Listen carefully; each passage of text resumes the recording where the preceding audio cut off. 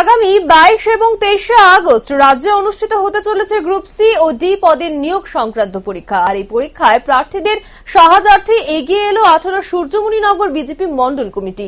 প্রার্থীদের সুবিধার্থে আগামী 8ই আগস্ট বিশেষ কর্মশালার আয়োজন করতে চলেছে এই মন্ডল কমিটি। সোমবার আয়োজিত এক সাংবাদিক সম্মেলনে এই নিয়ে বিস্তারিত জানায় 18 সূর্যমণিনগর বিজেপি যুব মোর্চার সভাপতি ভুলন সাহা। তিনি জানায়, আগামী 8ই আগস্ট সূর্যমণিনগর স্কুলের কমিউনিটি হলে 18 সূর্যমণিনগর মন্ডল যুব মোর্চার উদ্যোগে এলডিসি পরীক্ষার প্রস্তুতির অঙ্গ হিসেবে এক কর্মশালার আয়োজন করা হয়। মূলত পরীক্ষার্থীদের সুবিধার কথা মাথায় রেখে এই কর্মসূচি বলে জানায় তিনি। নমস্কার। আজকে যে গুরুত্বপূর্ণ সাংবাদিক সম্মেলন, এই সংবিধানে উপস্থিত আছেন আমাদের মন্ডল সভাপতি শ্রী মান্ত দেবনাথ মহাশয়, আমাদের এলাকার একজন প্রাক্তন শিক্ষক আমাদের সতীশ ভট্টাচার্য মহাশয় উপস্থিত, মন্ডলের যুব মোর্চার অনেক কার্যকর্তারা উপস্থিত এখানে।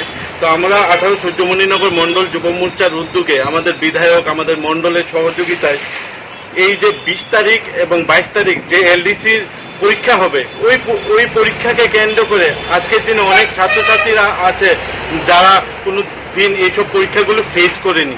তো তারা কিভাবে এই পরীক্ষাগুলি ফেস করবে তার জন্য আমরা একদিনের ওয়ার্কশপের আয়োজন করেছি, যাতে ছাত্রছাত্রীরা ওই পরীক্ষাগুলি ফেস করতে সুবিধা হয়।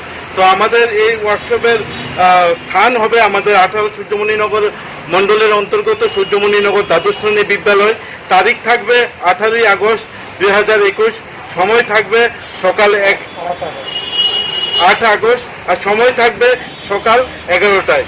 এখানে উপস্থিত থাকবেন প্রধান অতিথি হিসাবে আমাদের বিধায়ক শ্রী রামপ্রসাদ পাল মহাশয় উপস্থিত।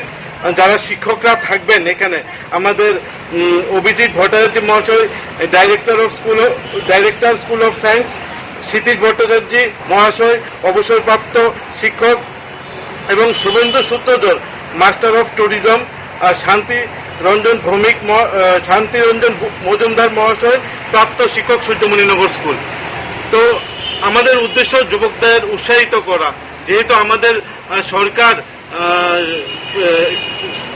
এক্সামের মাধ্যমে সব সরকারি চাকরি দিচ্ছেন। তো এই চাকরিগুলা যাতে আগামী দিন আমাদের যুবকরা উৎসবের মেজাজে এবং কিভাবে ওই চাকরিগুলাতে অংশগ্রহণ করে আমাদের যুব সমাজ আগামী দিন এই চাকরিগুলা থেকে চাকরিগুলা পেতে পারে, ওই দিকে লক্ষ্য রেখে আমাদের আজকের এই সাংবাদিক সম্মেলন।